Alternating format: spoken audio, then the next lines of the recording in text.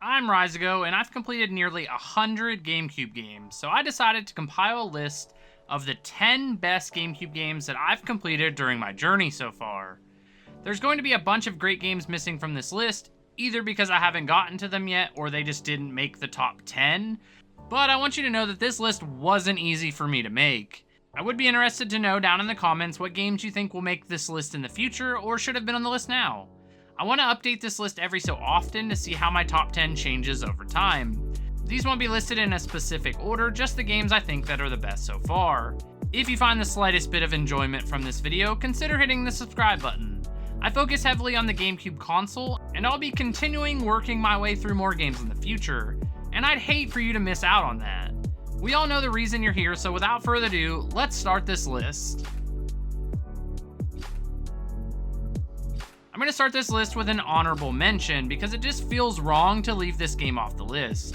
Of course, I'm talking about Beautiful Joe, a difficult beat 'em up with fun mechanics and an extremely weird cast of characters.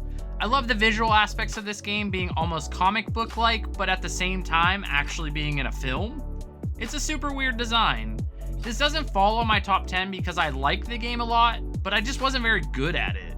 Meaning I struggled during large sections of this game, but I didn't want to take that away from the game just because I sucked at it, so I made it my one and only honorable mention for this list. If you haven't given this one a try, I would recommend it.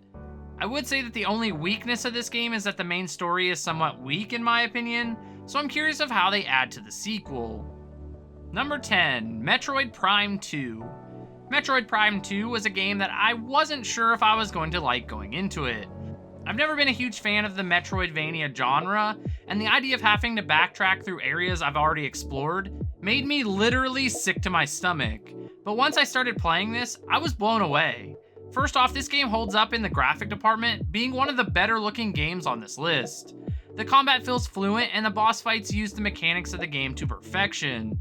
That being said, it wasn't always smooth sailing when I was playing this.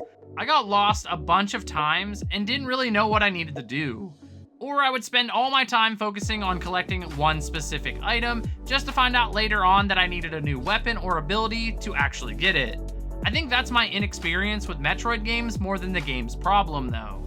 The story for this one kept my attention, but I didn't think it was the best story ever, but it definitely did what it needed to do. Since I haven't played the first Metroid Prime yet in the challenge, I'm curious how much I'll like that one compared to this one.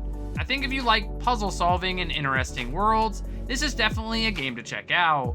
Also, if you've never really played these games, then maybe try this one out and see if you like it. That's what happened to me.